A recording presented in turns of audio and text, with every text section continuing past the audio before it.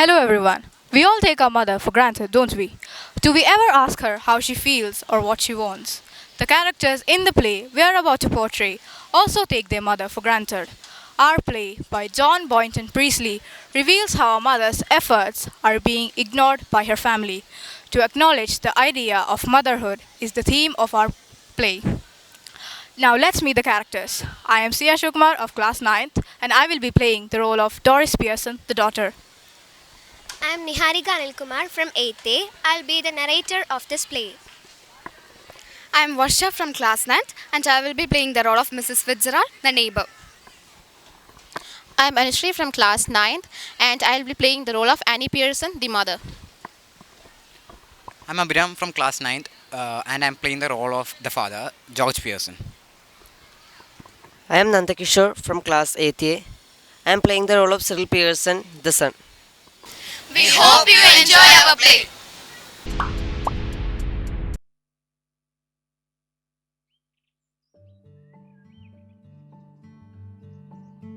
We are extremely glad to present the play Mother's Day by J.B. Priestley. This play portrays the status of a mother in the family. So, I would like to grab your attention to the living room of Mrs. Pearson's house. The characters are Mrs. Annie Pearson, the mother, George Pearson, the father, Doris Pearson, the daughter, Cyril Pearson, the son, and Mrs. Fitzgerald, who is a neighbor and friend of Mrs. Pearson. So, welcome to a normal day of this house.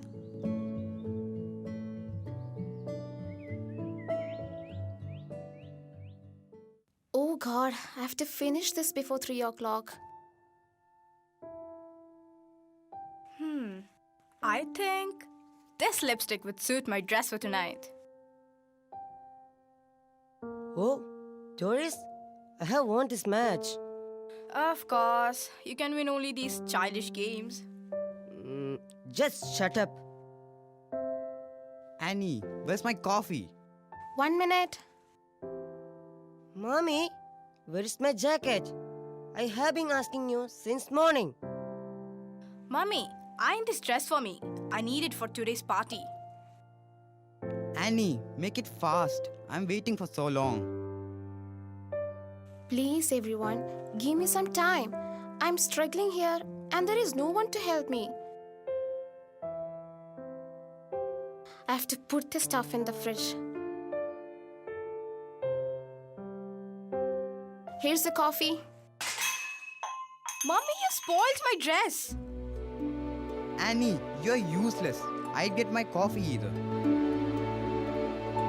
I'm sorry, everyone. That was the condition of Annie. No one cared about her. She was all left alone working for her family day and night. Suddenly, Mrs. Fitzgerald enters, who is Annie's neighbor and her friend too. Fitzgerald is a very bold lady who is also a magician. Annie was very happy to see her. They greeted each other, and let's see what happens.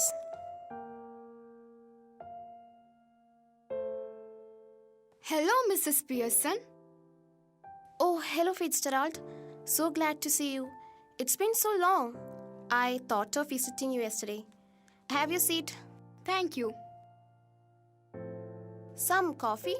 Oh, sure.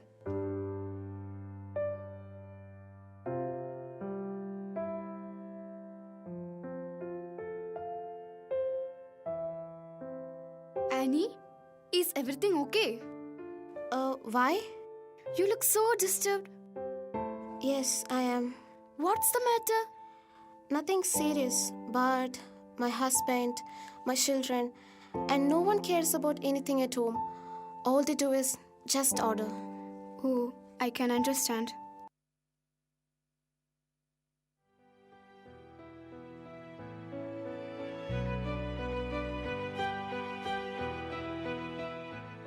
Mrs. Pearson, could be a good fortune, could be a bad one. All depends on yourself now. Make up your mind, and there it is. Yes, thank you, Mrs. Fitzgerald. I'm much obliged, I'm sure. And it's wonderful having a real fortune teller living next door. Did you learn that out east too? I did. 12 years I had of it. I learnt a lot more. But will you make up your mind now, Mrs. Pearson, dear? Put your foot down once and for all and be the mistress of your own house and the boss of your own family. That's easier said than done. Besides, I'm so fond of them, even if they are so thoughtless and selfish. They don't mean to be. Maybe not, but it would be better for them if they learned to treat you properly. Yes, I suppose it would, in a way. No doubt about it at all. Who is the better for being spoiled? Grown man, lad, or girl? Nobody. You think it does them good when you run after them all the time? Take their orders as if you were the servant in the house. Stay at home every night while they go out enjoying themselves. Husbands, sons, daughters should be taking notice of wives and mothers and not giving them orders and treating them like dirt. And don't tell me you don't know what I mean, for I know more than you have told me. I keep dropping a hint. Hint? It's more than hints your family needs, Mrs. Pearson. I suppose it is. But I do hate any unpleasantness. And it's so hard to know where to start. I keep making up my mind to have it out with them. But somehow I don't know how to begin. Oh, good gracious. Look at the time. Nothing ready. And they'll be home any minute. And probably all in a hurry to go out again. Let them wait or look after themselves for once. This is where your food goes down. Start now. Mrs. Fitzgerald, I know you mean well. In fact, I agree with you. But I just can't. And it's no use you trying to make me. If I promise you, I know I wouldn't be able to keep my promise. Then let me do it. Oh no, thank you very much, Mrs. Fitzgerald. But that wouldn't do at all. They wouldn't listen to you. I know I ought to do it. But you see how it is. You haven't got the idea. Oh, I'm sorry. I thought you asked me, let you do it. I did, but not as me, as you. But I don't understand. You couldn't be me. I know black magic. We change places or really bodies. You look like me and I look like you. But that's impossible. How do you know? Ever tried it? No, of course not. I have. Not for some time, but it still ought to work. Won't last long, but long enough for what we want to do. I learnt it from East. Well, I don't know. Is it right? It's your only chance. Give me your hands and keep quiet a minute. Just don't think about anything. Now look at me. Ashtatadam, Ashtatalam, Ashtatalam Dambum.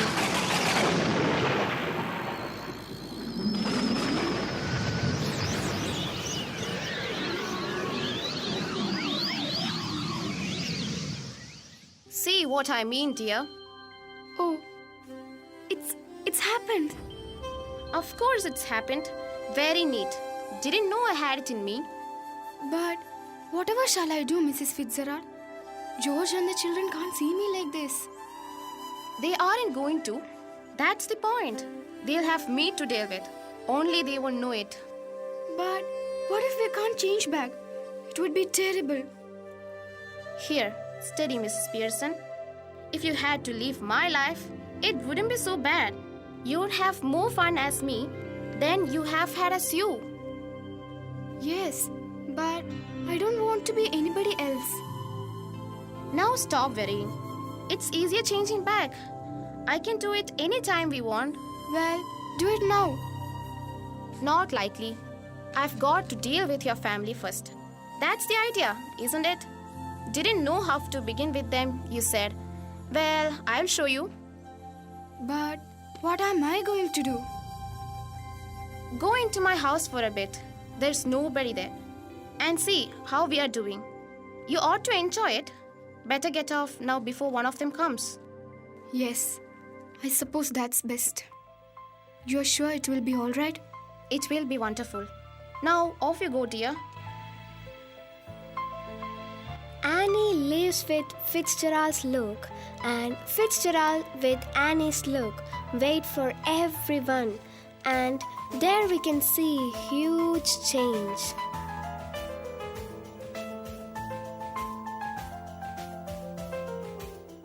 Mum, you'll have to iron my yellow silk. I must wear it tonight. What are you doing? What do you think I'm doing? Whitewashing the ceiling. But you're smoking. Yes, I am. Is there any law against it? But I thought you didn't smoke. Then you thought wrong. Are we having tea in the kitchen? Have it where you like, dear. Do you mean it isn't ready?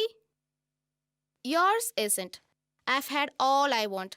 Might go out later and get a square meal at Clarendon. Mum, what's the matter with you? Don't be silly. It's not me that's being silly.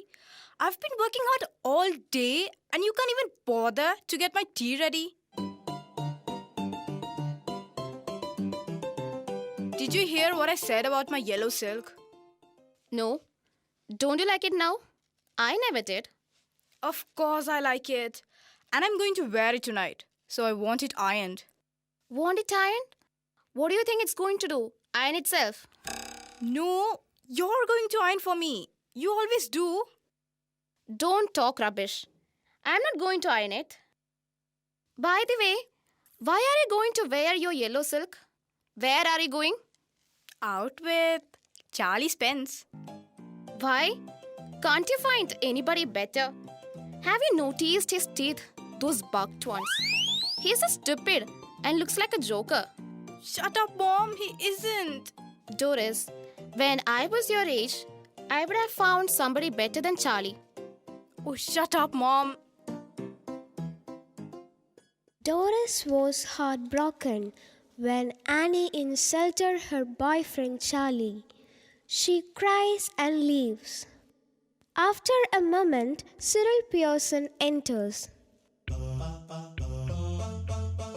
Hello, Mom. Tea ready? No, Why not? I couldn't bother. Feeling off color or something? Never felt better in my life. What's the idea then? Just a change. Well, just snap out of it. Ma, I get cracking. Having too much time. I've plenty of time. Yes, but I haven't. Got a busy night tonight. Did you put my things out? Can't remember, but I doubt it.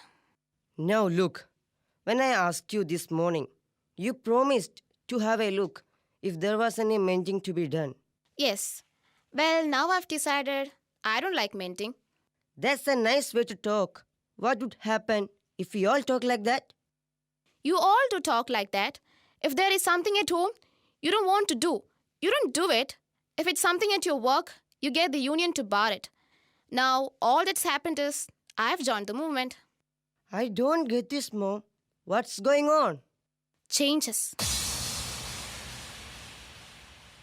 Cyril was wondering what was going on, and Doris enters.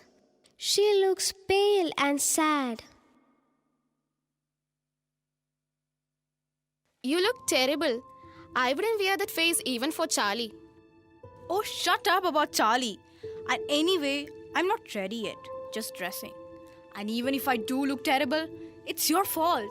You made me cry. Why? What did she do?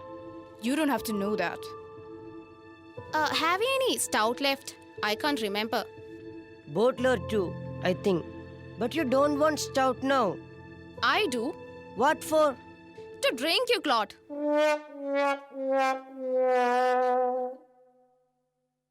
Has she been like that with you too? Yes, no, tea ready. Couldn't care less. Well, I'm glad it's both of us. I thought I'd done something wrong. So, did I? But it's her, of course. She was smoking and playing cards when I came in. I couldn't believe my eyes. I asked her if she was feeling off color, and she said she wasn't. Well, she's suddenly all different. And that's what made me cry. It wasn't what she said, but the way she said it and the way she looked. Haven't noticed that she looked just same to me. She doesn't to me.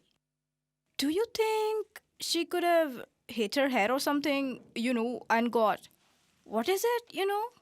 Do you mean she's Barmy? No, you fathead. Concussion. She might have.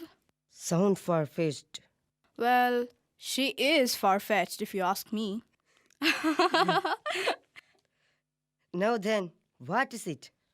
If she's going to be like this when dad comes home. You two are always talking about being grown up. Why don't you try for once to be your age? Can't we laugh now? Yes, if it's funny. Go on, tell me. Make me laugh.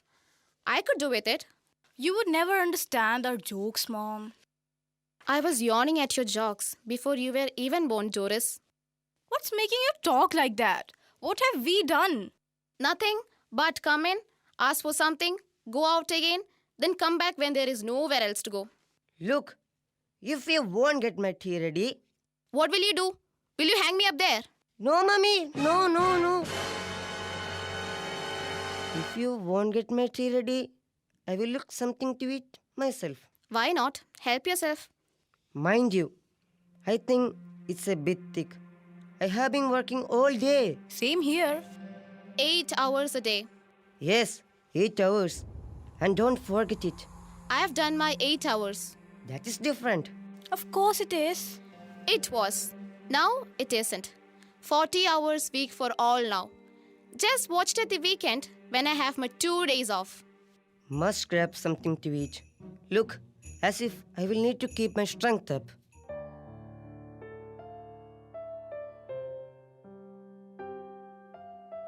Mummy, you don't mean you're not going to do anything on Saturday and Sunday? No, I wouldn't go that far. I might make a bed or two and do a bit of cooking as a favor, which means, of course, I will have to be asked very nicely and thanked for everything that I do. Mummy, did you fall or hit your head with something? No, but I'll hit you with something, girl, if you don't stop asking silly questions. Oh, this is awful.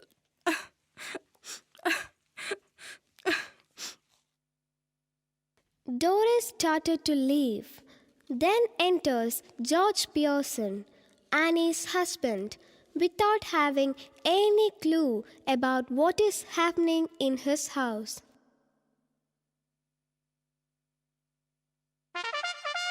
Hello. What's this? Can't be anything to cry about. You'll see. Did she say, you'll see? Yes, What did she mean? better ask her. Stout? Yes, What are you drinking stout for? because I like it. At this time of the day? Yes, what's wrong with at this time of the day? Nothing, I suppose, Annie, but I never seen you do it before. Well, you're seeing me now. Yes, and I don't like it. It doesn't look right. I'm surprised at you. Well, that ought to be a nice change for you. What do you mean? It must be some time since you were surprised at me, Josh. I don't like surprises. I forgot to tell you this morning that I wouldn't want any tea. Special snooker match night at the club tonight, and a bit of supper going, so no tea. That's all right. There isn't any. You mean you didn't get any tea ready? Yes. But suppose I wanted some. My goodness, listen to the man. Annoyed because I don't get a tea that he doesn't even want. Ever tried at the club? Tried what at the club? Going up to the bar and telling them that you don't want a glass of beer, but you're annoyed at them because they haven't already poured it out. Try that on them and see what you get. I don't understand what you're talking about. They would laugh at you even more than they do now. Laugh at me? They don't laugh at me. Of course they do. You're one of their standing jocks. Famous. They call you Pompey Pearson because they think you're so slow and pompous. Never. It's always beaten me why you should want to spend so much time at a place where they're always laughing behind your back and calling you names. Here, Cyril, you've been with me to the club once or twice. They don't laugh at me and call me Pompey person, do they? Go on, tell me, do they? Well, yes, Dad. I'm afraid they do. Well, I'll be damned. George leaves in shock as if somebody hit him over the head. Now you shouldn't have told him like that. Mo, this is not fair. You have hurt his feelings. Sometimes it does people good to have their feelings hurt. The truth oughtn't to hurt anybody for long. If your father didn't go to clubs so often, perhaps they would stop laughing at him. I doubt it. Might be for me. I will see. Is that silly old woman from next door, Mrs. Fitzgerald? You don't want her here, do you? Certainly, I do. Ask her in. And don't call her a silly old woman either. She is a very nice woman with a lot more sense than you will ever have. Oh, come in, Mrs. Fitzgerald. I just wondered if everything is all right. No, it isn't. Of course it is. You be quiet. Why should I be quiet? Because I tell you to, you silly, spoilt young piken. Oh, no. Now, Mrs. Fitzgerald, just let me manage my family in my own way. Please. Yes, but Cyril. Mr. Cyril Pearson, to you. Please, Mrs. Fitzgerald. Oh dear, what's happening? Nothing much, just putting them in their places. That's all. Doing what you ought to have done long since. Is George home? Yes, and I've been telling him what they think of him at the club. Well, they think a lot of him, don't they? No, they don't. And now he knows it. Oh dear, I wish you hadn't, Mrs. Fitzgerald. Nonsense. Doing them all a world of good, and they'll be eating out of your hand soon. You will see. I don't think I want them eating out of my hand. Well, whatever you want. They'll be doing it. All three of them. Mark my words, Mrs. Pearson. George looks gloomy and is unpleasantly surprised when he sees a visitor. Just looked in for a minute, I suppose, Mrs. Fitzgerald. Well, yes, I suppose so, Josh. George! Oh, I'm sorry. What does it matter? Your name's George, isn't it? Who do you think you are? Duke of Edinburgh. What's he got to do with it? Just tell me that. And isn't it bad enough without her calling me George? No tea, Pompey Pearson, and poor Doris has been crying her eyes out upstairs. Yes, crying her eyes out. Oh dear, I should have known. You should know. Why should you know? Nothing to do with you, Mrs. Fitzgerald. Look, we are at 6s and 7s here just now, so perhaps you'll excuse us. I won't excuse you, George Pearson. Next time a friend and a neighbor comes to see me, just say something when you see her, like good evening or how do you do or something. And don't just march in and sit down without a word. It's bad manners. No, it's all right. No, it isn't all right. We will have some decent manners in this house. Or I will know the reason why. Well, What? why don't you get off to your club? Special night tonight, isn't it? They'll be waiting for you. Want you to have a good laugh. Go on then. Don't disappoint them. That's right. Make me look silly in front of her now. Go on, don't mind me. 6s and 7s. Poor Doris has been crying her eyes out, getting the neighbors in to see the fun. All right, let her hear it. What's the matter with you? Have you gone balmy or what? If you shout at me again like that, George Pearson, I'll slap your big fat silly face. Oh no, please, Mrs. Fitzgerald. Either I'm off my chump or you two are. How do you mean? No, please, Mrs. Fitzgerald. Look, you're Mrs. Fitzgerald. So why are you telling yourself to stop when you're not doing anything? Tell her to stop. Then there'll be some sense in it. I think you must be Tiddly. Say that again, George Pearson. Alright. Hello, Doris dear. Hello, Mrs. Fitzgerald. I thought you were going out with Charlie Spence tonight. What's that to do with you? Stop that. No, it's okay. It isn't all right. I won't have a daughter of mine talking to anybody like that. Now, answer Mrs. Fitzgerald properly, Doris. Or go upstairs again. Don't look at me. I give it up. I just give it up. Well, answer her. I was going out with Charlie Spence tonight, but now I've called it off. Oh, what a pity, dear. Why have you? Because if you must know, my mother has been going on at me, making me feel miserable and saying that he's got buck teeth and is half-witted. Oh, you shouldn't have said that. Mrs. Fitzgerald, I will manage my family. You manage yours. Ticking her off now, are you, Annie? They are waiting for you at the club, Josh. Don't forget. And don't you start crying again, Doris. That's enough. Quite enough. Now listen, you two. I want to have a private little talk with Mrs. with Mrs. Pearson. So I will be obliged if you leave us alone for a few minutes. I will let you know when we have finished. Go on, please. I promise you that you won't regret it. There is something here that only I can deal with. I'm glad somebody can, cause I can't. Come on, Doris. Mrs. Fitzgerald, we must change back now. We really must. Why? Because this has gone far enough, and I can see they are all miserable, and I can't bear it. A bit more of the same would do them good. Making a great difference already. No, I can't stand any more of it. I really can't. We must change back. Hurry up. Please, Mrs. Fitzgerald. Well, if you insist. Yes, I do. Please. Please. Quiet now. Relax. It's Annie's insistence Fitzgerald agrees to change back to normal. They hold their hands and then start black magic. Ashtatatam, ashtatalam, ashtatalam tam guna.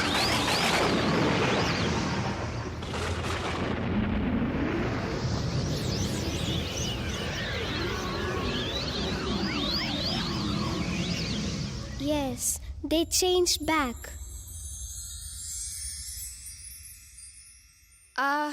Well, I enjoyed that. I didn't. Well, you ought to have done. Now listen, Mrs. Pearson. Don't go soft on them again. Else, it will all have been wasted. I'll try not to, Mrs. Fitzgerald. They haven't got what they deserve. They must be treated like this at least for 1 or 2 hours to teach them a lesson. I'm sure they'll do better now. Though I don't know how I'm going to explain this. Don't you start any explaining or apologizing or you're done for. It's all right for you, Mrs. Fitzgerald. After all, they aren't your husband and children. Now you listen to me. You admitted yourself that you were spoiling them, and they didn't appreciate you. Don't apologize to them or explain to them about what had happened. I'm warning you, dear. Then all our efforts will be wasted. They must feel like you might be tough with them if you want it to be, and it ought to work. Anyhow, we can test it. How? Well, what is it you would like them to do that they do not do? Stop at home for once. Yes. And give me a hand with supper. Anything you would like them to do that you enjoy whether they do or not? Well, yes. I like a nice game of rummy. But of course, I hardly ever have one, except at Christmas. That will do then. But remember, keep firm, or you have had it. You can come in now. But remember, Remember a firm hand. I'm just off to let you enjoy yourself. The family looks anxiously at Annie, who smiles at them. Much relieved, they smile back at her.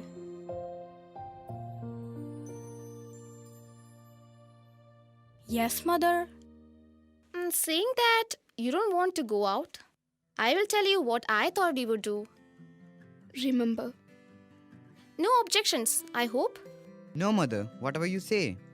I thought we would have a nice family game of Rummy, and then you children could get the supper ready while I have a talk with your father.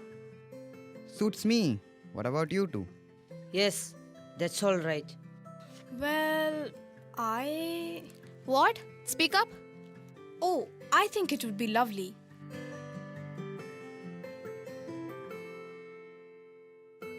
Goodbye, Mrs. Fitzgerald. Come again soon. Yes, dear. Night all. Have a nice time. Okay, bye. Please don't come back. Here is the end of the play, Mother's Day. Everyone is happy here, and Annie got back all her rights and position in the family. Thank you.